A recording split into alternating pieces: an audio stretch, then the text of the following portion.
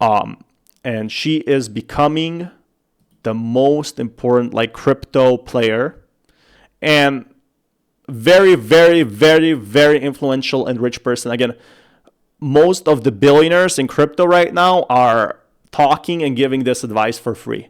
So smash that like button if you haven't already. We're going to be watching this one as well.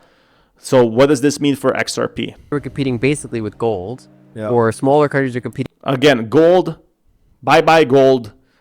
Again, gold will never be thrown into the trash. It will always be useful. But the thing about crypto like that is gold might be flipped over and replaced for crypto. You know, it's never going to be thrown in the trash because you're always going to have preppers buying it for a very cheap price. But then you can have a very important factor where XRP might be used for transfers and all this government stuff and identity and what it was, ledger used for any type of transactions, any type of data. So XRP can also be used for data, which is a very big factor. With the dollar. And so they're competing with something. If it's gold case, they're competing with something that grows at 2% a year and is really slow. If they're competing with the dollar, they're competing with something that grows at 7% a year but is pretty fast and usually gives you Again, people don't want to hold gold anymore. It gives no gains at all. They want to hold something that gives massive gains, because otherwise you could just hold cash, right?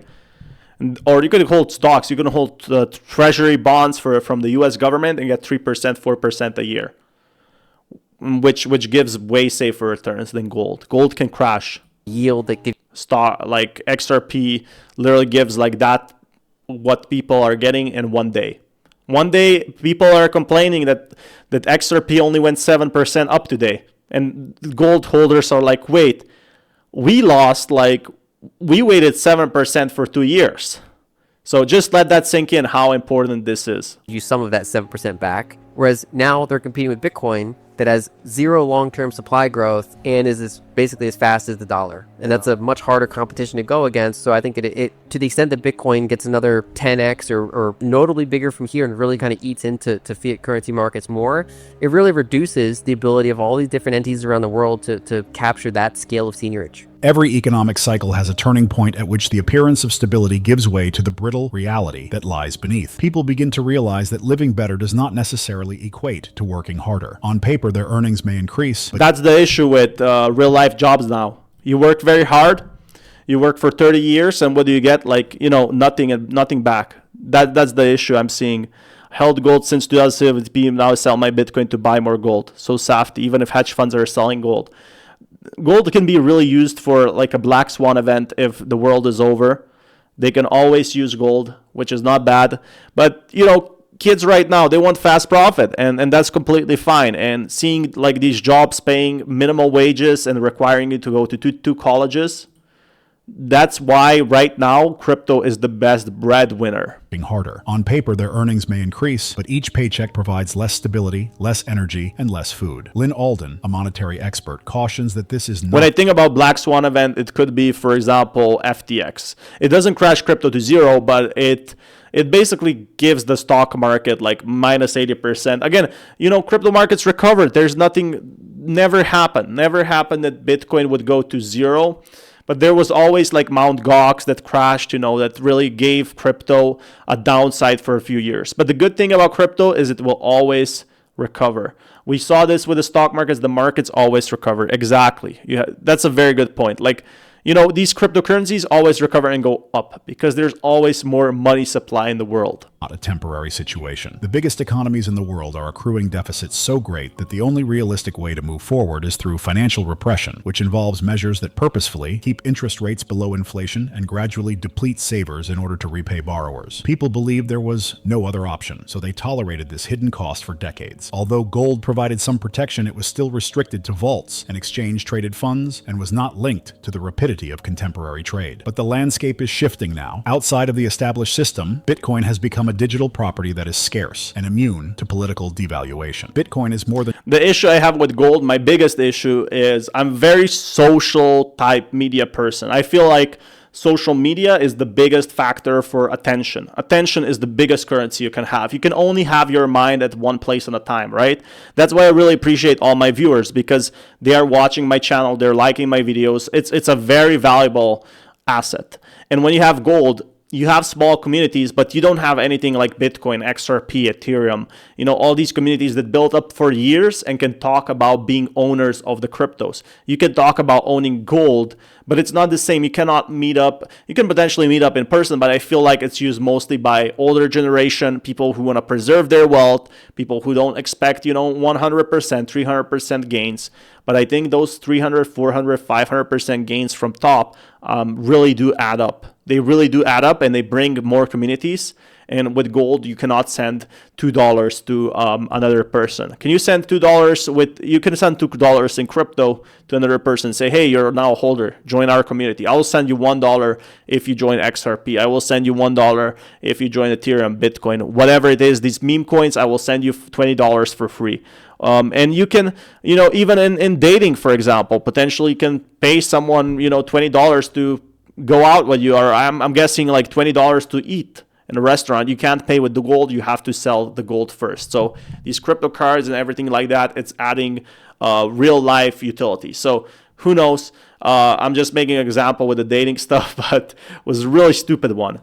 So this is the people saying buying oil is pure speculate. Again, just yeah, a speculative I agree. investment. For more information about cryptocurrencies and the digital asset world, remember to like this video, subscribe to the channel, and enable post notifications if you like this kind of content. Additionally, please feel free to leave a comment below with your thoughts. Thank you for watching and enjoy the video. When you look at the impacts of inflation in the chapter in your book, like it's a lot more than just economics. So what all do you try to look at in terms of inflation and its adverse impacts? One is to kind of break it up and kind of point out what it is. So a lot of people, of course, think of price inflation. Yeah.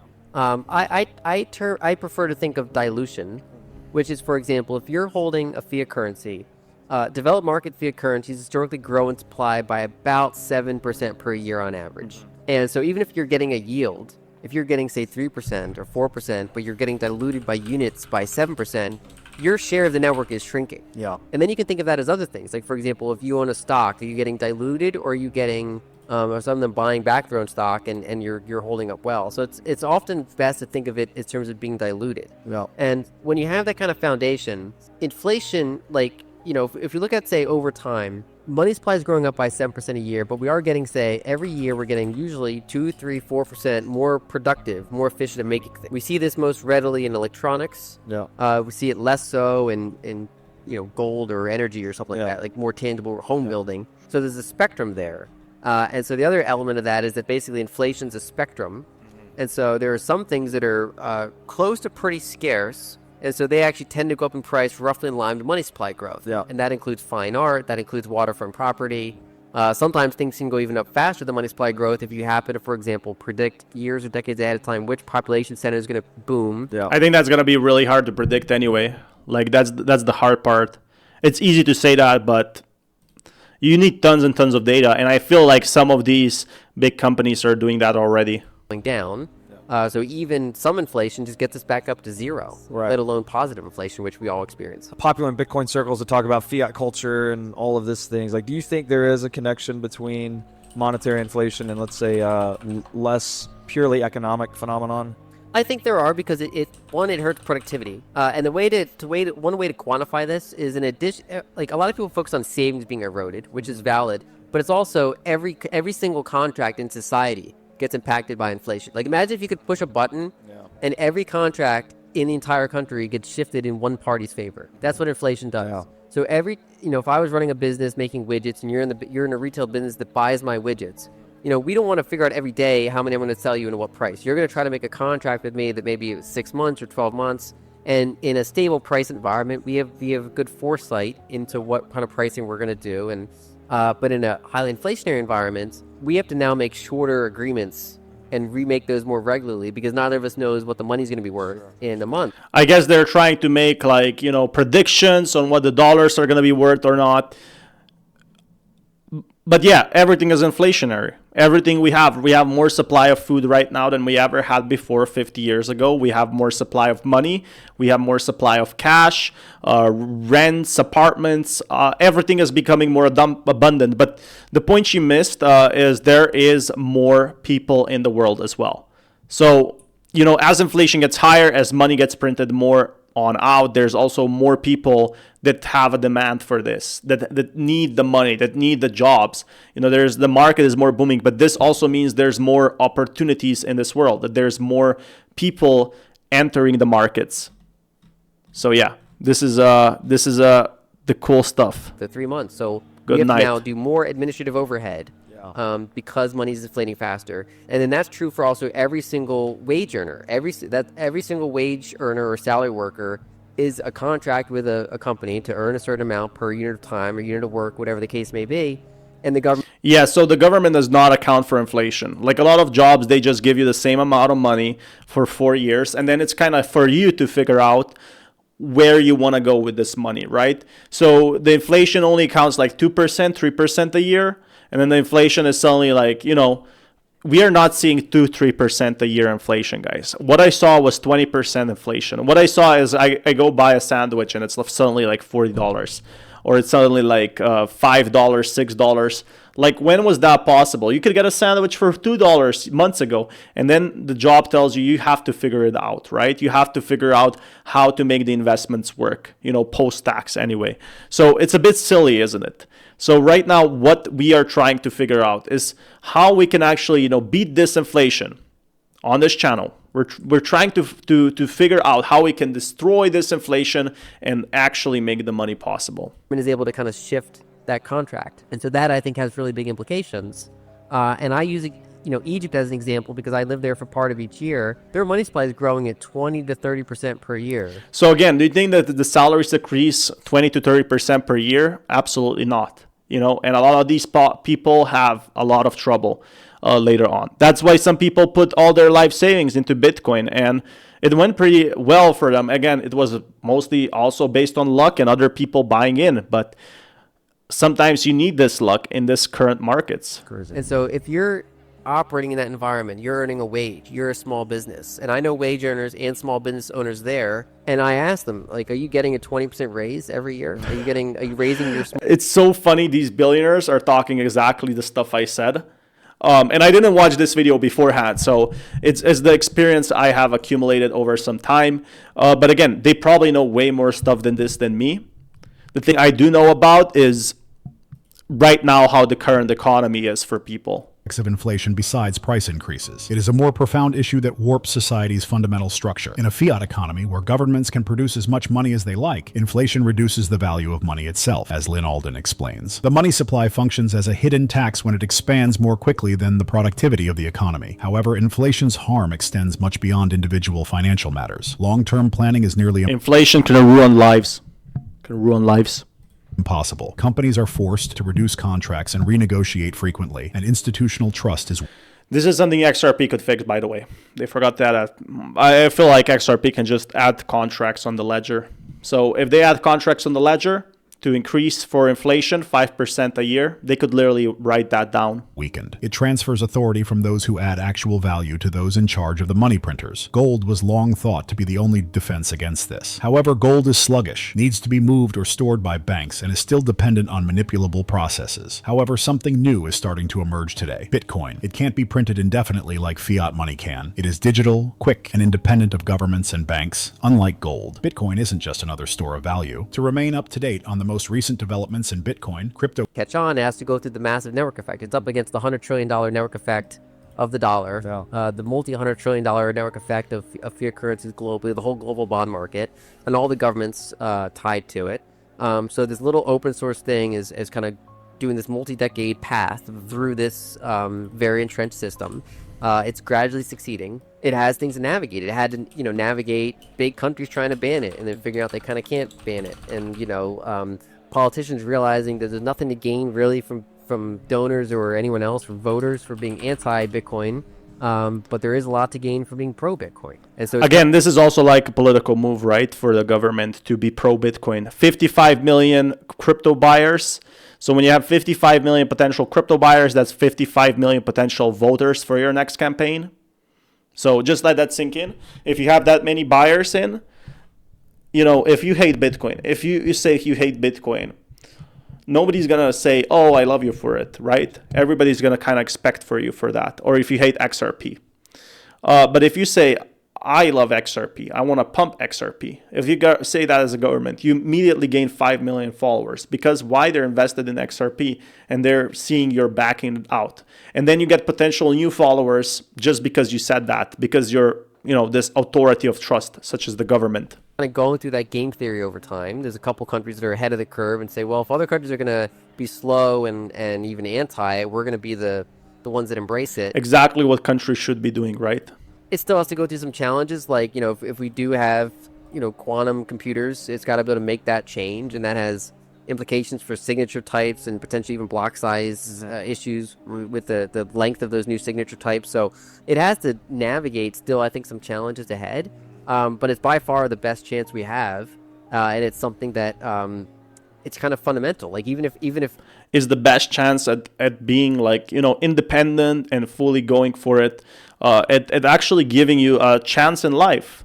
That's what I believe in. That's what XRP is. It's basically giving people a second chance in life. Society were to rerun this whole modernization period multiple times, kind of like how the bicycle would always come before the car, would always come before the airplane, because basically you kind of have the predecessor stuff kind of built into it. Yeah. We always would have Morse code before we have something like Bitcoin. Sure. And Morse code could be called different. It could have a different alphabet equivalent, but it still is basically Morse code. Right. Kind of like how Bitcoin wouldn't necessarily have the exact parameters it has now, but something like Bitcoin, if you get to this period, would eventually emerge.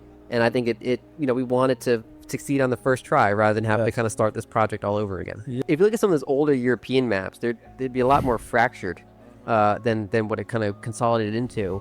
And I think to some extent that kind of can reemerge in the sense that while governments will, in most cases, in most regions, still exist in various capacities, they have less of just a full control over everything. Like, for example, the full banking system is... Again, they're not working against it now. They see the potential of technology. Before they were hating the technology, they were saying, oh, but there's so many issues with it. And now they're seeing, the prices going up. They're seeing prices improving. They're seeing, whoa, this is actually a pretty big thing. Wow, maybe we shouldn't ignore it. Maybe we shouldn't hate it. Maybe we should use and check what potential there is. And that's where people really win, right? Is currently under every country's control. Yeah. They can go around that. And they have a much harder prospect of raising capital. Because again, if like Egyptians, going back to that point, 20 to 30% money supply growth is happening, and there's very few ways to opt out of it other than power users getting into Bitcoin. Yeah. And even people that have gold stashed away, they still have bank accounts. There's always still some like residual stuff being just kind of opaquely taken from them by this seigniorage, this debasement. Yeah. And so it really just kind of closes the window of all these different issuers around the world for how much seigniorage they can get away with, because they're competing with before they were competing basically with gold, or smaller countries are competing with the dollar. And so they're competing with something. If it's gold case, they're competing with something that grows at 2% a year and is really slow. Again, that's a very good point and a very smart, person, because why would you get gold? It literally makes no sense, right? And again, if there's any gold in, people in the comments, let me know, because right now, would you rather hold something, that's not the US dollar and gives you way better returns? If they're competing with the dollar, they're competing with something that grows at 7% a year, but is pretty fast and usually gives you a yield. That's why people buy gold, is in a case that the crypto markets go down. So in case like the money is gone forever, or money and crypto, and the government does not exist anymore, they're basing on the prepper thing that the gold could be basically going up in that case. Like preppers are very bullish on gold because they're saying it's a currency. But why is it going to be gold? Well, why would it not be, for example, bullets? Why would it not be, for example, food or maybe silver? Is there something else that can be used as currency? Like that is the thing in terms of like an event where the apocalypse ends. And I think it's a pretty possible scenario. It's not like such a small chance that there's going to be post-apocalyptic world. That's why billionaires are building this stuff. But the most important factor is to ask yourself, can we actually in crypto, can XRP be used in post-apocalypse? Maybe there's going to be like a server So it completely invalidates, gold that's been here for 5,000 years. That gives you some of that 7% back. Whereas now they're competing with Bitcoin that has zero long-term supply growth and is basically as fast. And people can mine more gold. That's the issue. You can mine more gold and you can find more of it. Bam, you lose everything, right? You lose all the supply. Fast as the dollar, and that's a much harder competition to go against. So I think it to the extent that Bitcoin gets another 10x or notably bigger from here and really kind of eats into fiat currency markets more, it really reduces the ability of all these different entities around the world to capture that scale of seigniorage. Does Bitcoin make government local again? Is that the direction we're headed? It might. I think that the more conservative thing I would say is that it makes it more transparent in the sense that there might still be communities that want more government or want less government. Yeah. But at least they generally know what they're getting into. It's like they're saying, like, part of why we run, like my talk here was called Nothing Stops This Train. I was talking about the fiscal deficits. It's because we can't agree on how we're going to balance things. So this error just keeps spilling out. This is why XRP, is owned by the government, because it basically builds communities. It's the new community builder. Crypto is building more communities. It's like when you go to like a meetup. So when you invest in a coin, for a lot of people, it's like a meetup. When you buy Bitcoin, it's like going to this big meetup event, and people are getting more and more lonely in this world. So this is another point. When people get lonely, what do they want to do? They want to hang out with other people when they have no friends, because we are seeing social media getting us more lonely. We're seeing, COVID made us completely isolated. So people go ahead, buy their coins, and they can say, hey, let's meet up. We both own this coin. Let's make, investment strategies for XRP. Again, it's a very sad factor, but it's the truth. Right now, community building is much, much more valuable than in gold. According to Lyn Alden, Bitcoin has the potential to fundamentally alter the way that money functions in society because they have authority over the production and movement of money. Governments and central banks currently wield the majority of power. Without having to publicly raise taxes, they can steal value from people's salaries and savings through devaluation of the currency and inflation. This structure has been in place for many generations and has influenced. She also admits that. So I think the biggest thing with Bitcoin right now is just like an alternative payment method, right? Yes, you can use like cards and stuff like that, but I think people like to use alternative payment methods that are potentially crypto, which can also raise in price. There is some technology I see behind Ethereum, XRP, Bitcoin, and that's what really gives it like lots of value. Again, that's how gold started. What was the 5,000 years ago? What was the value of gold? Not much, but then it became materials. You could buy sheep with it. You could use it for transactions. Literally, they started making gold coins after as a transaction. So again, just like Bitcoin, which started only 13 years ago, or might have been a bit more now, actually 16 years. So this is the difference. Now we're seeing the same pattern Bitcoin is following. It's gonna be here to stay. 20 years after, gonna be here to stay. So, very important factors that you gotta know.